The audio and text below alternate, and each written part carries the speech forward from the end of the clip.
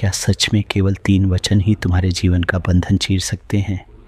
क्या तुम तैयार हो अनुभव करने के लिए कि सबसे सरल राह कितनी गहरी मुक्ति दे सकती है?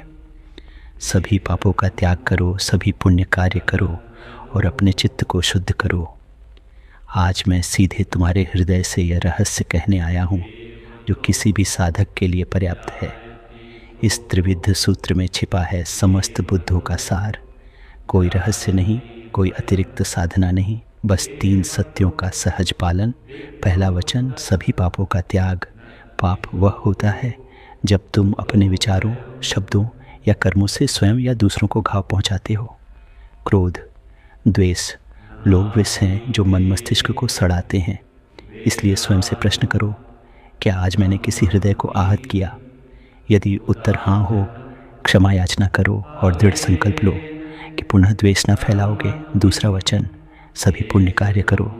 पुण्य प्रेम और करुणा का फल है। भूखे को अन्न देना, उदास को सहारा देना, दीन पर सहायता करना, यह सरल कर्म ही सबसे बड़ा आरोग्य है। प्रतिदिन स्वयं से उद्घोष करो, आज मैंने किससे प्रसन्न किया? इस प्रश्न से दिन भर हृदय में दया का दीपक प्रज्वलित रहेगा। तीसरा वचन, अपने चित्त को शुद्ध करो। चित्त वह उद्यान है जहाँ विचारों के बीज अंकुरित होते हैं। यदि क्रोध और ईर्ष्या बोओगे, कांटे उगेंगे। यदि प्रेम और संतोष बोओगे, मधुर पुष्प खिलेंगे। शुद्धि का मार्ग है ध्यान।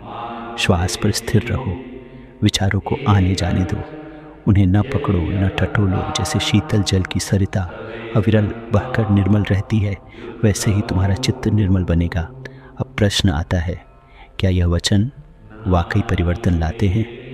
मेरे प्रिय शिष्य आनंद ने यही प्रश्न माघ पूर्णिमा के दिन पूछा था। मैंने पुनः वही 3 सूत्र सुनाए।